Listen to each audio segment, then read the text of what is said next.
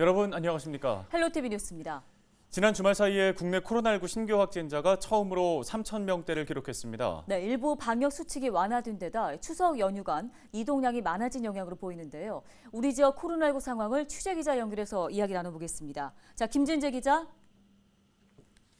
네, 주말 사이 국내 코로나19 신규 확진자가 3,000명대를 기록했습니다. 자, 우리 지역에서도 확진자가 늘어난 모습이죠? 네, 주말이었죠. 지난 25일 0시 기준 국내 코로나19 신규 확진자가 3,272명을 기록했습니다. 국내에서 코로나19가 발생한 이후 최다 확진자인데요. 이날 인천에서도 201명의 신규 확진 판정을 받아 역대 최다치를 기록했습니다. 같은 날 경기도는 신규 확진자 1,102명을 기록했고요. 부천시에서 79명, 김포시에서 33명이 확진 판정을 받았습니다. 27일 0시 기준 국내 신규 확진자는 2,383명으로 일요일에 검사 건수가 줄어들면서 신규 확진자도 다소 줄어든 모습이지만 일요일 기준으로는 역대 최다 확진자를 기록했습니다. 화면에 보이는 게 최근 일주일간 인천 지역의 코로나19 신규 확진자 현황인데요. 지난 25일 200명대를 기록한 뒤에 주말을 거치면서 다소 줄어든 모습입니다. 27일 기준 경기도 신규 확진자는 755명으로 부천시 44명, 김포시 25명을 기록했습니다. 이날 국내 신규 확진자 대비 수도권 확진자 비율은 약 70%로 여전히 수도권을 중심으로 한 확산이 이어지고 있는 상황입니다.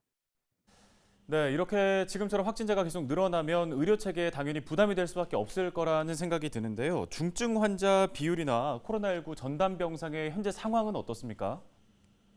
네, 확진자는 늘었지만 다행히 중증 환자 비율은 크게 늘어나지 않았습니다. 생활치료센터 가동률도 최근 일주일간 비슷한 수준을 유지하는 중입니다. 지금 화면에 보이는 게 최근 일주일간 인천 지역의 중증 환자 전담 병상과 생활치료센터 가동률입니다.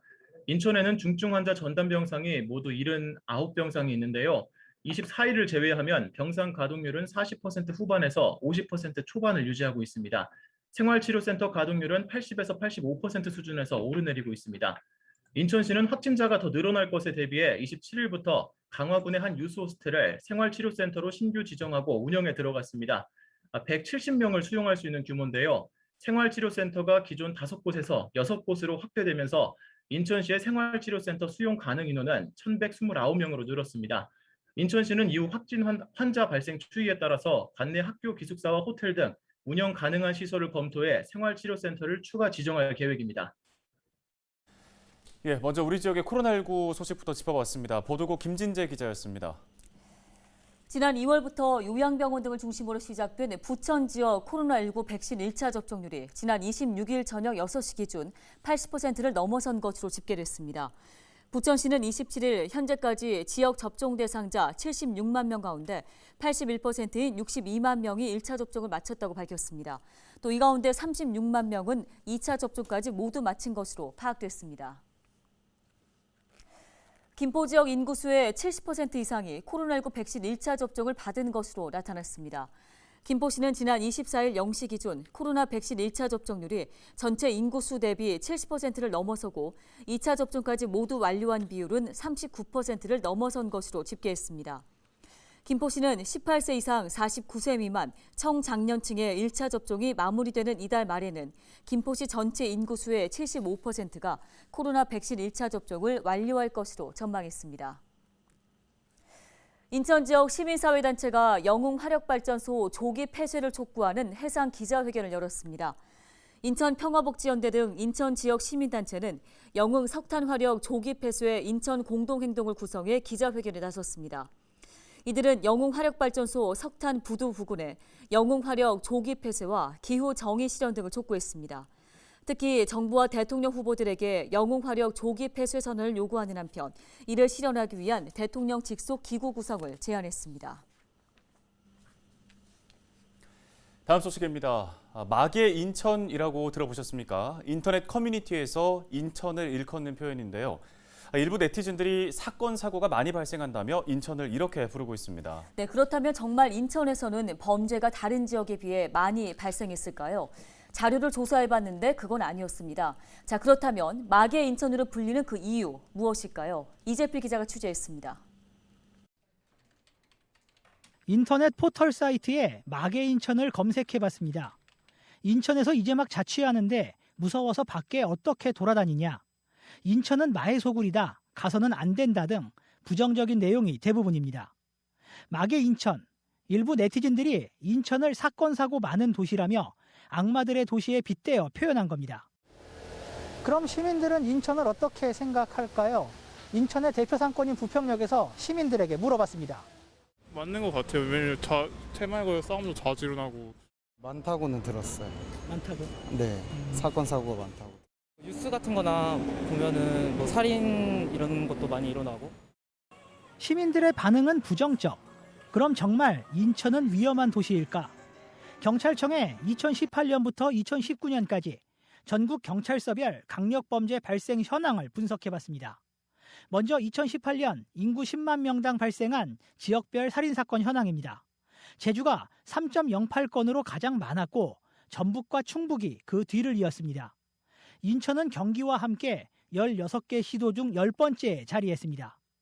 같은 해 인천 지역에서 발생한 강도 사건은 인구 10만 명당 1.22건으로 16개 시도 중 15번째였습니다. 2019년 지역별 살인사건 현황을 살펴봐도 인천은 16개 시도 중 7번째로 중간 수준이었습니다. 그렇다면 왜 인천은 낮은 범죄율에도 마계로 불리는 것일까? 이도영 청운대 연구교수는 많은 사람들이 느낌과 사실을 혼동해 발생한 현상이라고 설명했습니다. 언론 보도 등을 통해 인천에서 발생한 사건을 접하고 마치 이런 일이 인천에서 일상적으로 일어나는 것 같은 착각을 불러일으켰다는 겁니다. 이는 세계적 통계학자 한스 로슬링의 저서 팩트 폴리스의 내용이기도 합니다. 서울시는 25개 자치구별로, 경기도는 시군별로 사건 사고가 다뤄지는 반면에 인천은 하나의 인천으로 다뤄지는 경향이 있거든요. 느낌과 사실을 명확히 구분을 해서 인천이 통계적으로 그렇지 않다라는 인식과 적극적 대응이 필요하지 않나 이렇게 생각을 합니다. 중앙 집중적인 언론 체계가 문제를 키웠다는 지적도 있습니다. 언론에서 인천의 핵심 이슈 대신 사건 사고를 주로 다루면서 범죄 도시라는 이미지를 고착화시켰다는 겁니다. 이에 지역 시민사회에서는 케이블 등 지역 방송을 통해 지역 이슈 발굴에 적극 나서는 한편 시민들에게 이를 널리 알릴 수 있는 제도적 장치를 마련해야 한다고 입을 모읍니다.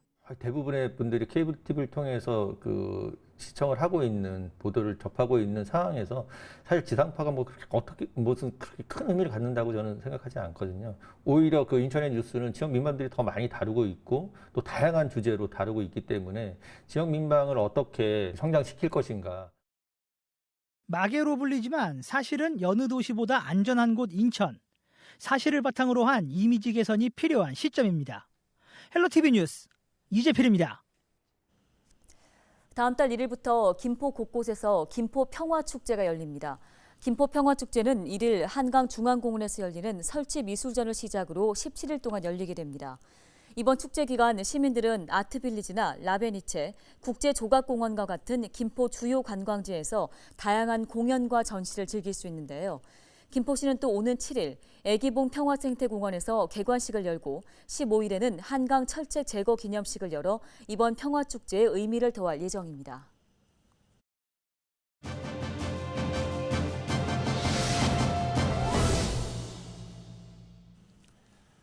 김포시의 경력단절 여성들을 위한 지원 근거와 또 지원 방안이 마련됐습니다. 오강현 김포시 의원과 관련 이야기 나눠보도록 하겠습니다. 네, 자 의원님 먼저 경단녀 경제활동 촉진 조례를 발의하셨는데요. 배경부터 설명 부탁드립니다. 네, 김포시 인구가 이제 50만 명이 넘었습니다. 전국 평균 나이보다 젊은 도시로 여성에 있어서도 젊은 여성이 많은 지자체입니다. 그래서 혼인이나 임신, 출산, 육아, 가족 구성원 돌봄 등의 사유로 경제활동을 중단했거나 경제활동을 한 적이 없으나 취업을 희망하는 여성이 많은 편입니다. 그래서 우리 시의 여성들에게 경제활동 촉진과 사회 참여 기회를 제공함으로써 여성의 경제적 자립과 자아실현에 기여하고자 조례를 발의하게 되었습니다. 네, 그러면 조례에는 어떤 내용들이 담겨 있습니까? 제1조부터 2조까지는 조례의 목적과 용어의 정의를, 제3조는 시장과 사용자의 책무에 관한 사항을 제시했고요. 제4조부터 5조까지는 시행계획 수립과 실태조사에 관한 사항을, 제6조에서는 지원사업, 제7조는 업무의 위탁 등에 대한 사항을 규정하였습니다. 이 중에서 특히 제6주의 지원 사업을 조금 더 구체적으로 살펴보면 경력 단절 여성 등의 유망 직종 선정 및 진출을 지원하는 사업이라든가 직업, 교육 훈련을 지원하는 사업, 공공기관과 여성 진출이 저조한 분야를 대상으로 한 인턴 취업 지원 사업, 경력 단절 예방을 위한 사업, 여성 고용 업종 기업의 경력 단절 여성 등의 취업 및 일과 가정을 양립할 수 있도록 행정적, 재정적 지원 사업을 할 수 있게 하였습니다. 그 밖에 경력 단절 여성 등의 경제활동 촉진에 필요하다고 시장이 인정하는 지원 사업 등이 가능하게 되었습니다. 네, 이번 조례를 통해 사회적으로 기대되는 효과는 어떻게 보십니까? 네, 이번 조례를 통해서 비자발적인 사유로 경력이 단절되거나 고용이 중단된 여성들의 경제활동을 촉진할 수 있는 제도적 뒷받침을 마련해서 여러 이유로 인해서 여성이라는 이유 때문에 일할 수 없게 하는 사회적 인식을 좀 전환하고요. 실질적인 지원을 더 강화해 나가기를 기대합니다. 또한 김포시의 여성 친화 도시 조성에 조금이나마 도움이 되어 각 가정에 좀 더 행복한 김포시가 되기를 기대합니다. 네, 오늘 말씀 잘 들었습니다. 지금까지 김포시의회 오강현 의원이었습니다.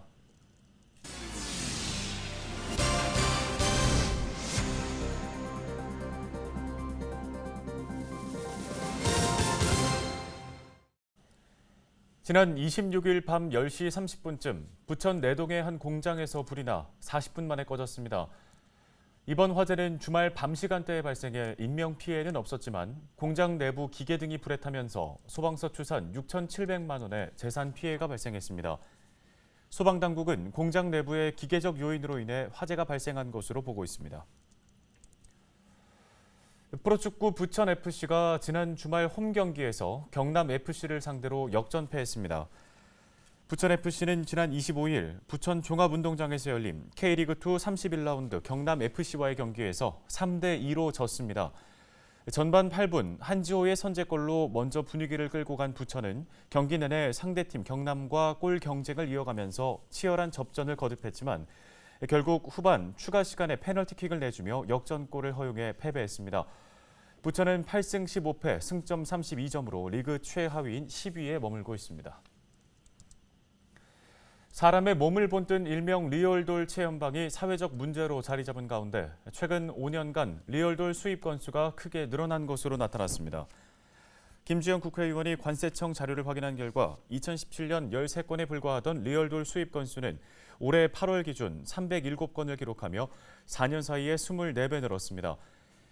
최근 5년간 수입된 리얼돌 1,057건 가운데 대법원 판결에 따라 통관이 허용된 건 1건뿐이지만 허용 판결 이후 리얼돌 수입이나 관련 소송 제기 건수도 늘고 있습니다. 김주영 의원은 리얼돌 국내 허용 기준이 정해지지 않아 관세청에서 통관을 막고 있지만 수입과 통관 보류, 소송이 반복되며 불필요한 행정 비용이 늘어나고 있다며 관련법 개정이 시급하다고 덧붙였습니다. 계양구가 은행 열매로 인한 악취 피해를 예방하고 쾌적한 가로 환경을 조성하기 위해 열매 털기 작업에 나섭니다. 작업 대상은 은행나무 가로수 1,400여 그루입니다. 계양구는 지난해에도 은행나무 낙과 기계 장비인 진동 수확기를 이용해 열매 제거 작업을 진행한 바 있는데요. 박형우 구청장은 구민들이 아름다운 가을의 정취를 불편 없이 즐길 수 있도록 최선을 다하겠다고 말했습니다. 여수에서 층간소음 갈등으로 추정되는 살인 사건이 발생했습니다. 한 아파트에서 아래층에 사는 30대 남성이 심야에 위층을 찾아가 40대 부부를 살해하고 60대 부부를 다치게 했습니다. 네, 어떤 이유에서든 살인과 폭력은 정당화될 수 없습니다. 층간소음, 이웃 간에 서로 이해하고 배려하는 태도가 필요한데요. 애초에 아파트를 지을 때부터 층간소음이 발생하지 않도록 할 수는 없는 건지라는 생각도 듭니다. 네, 층간소음 검사 항목을 만들어서 이런 비극이 발생하지 않도록 원천 봉쇄하면 좋겠습니다. 뉴스 마치겠습니다. 고맙습니다.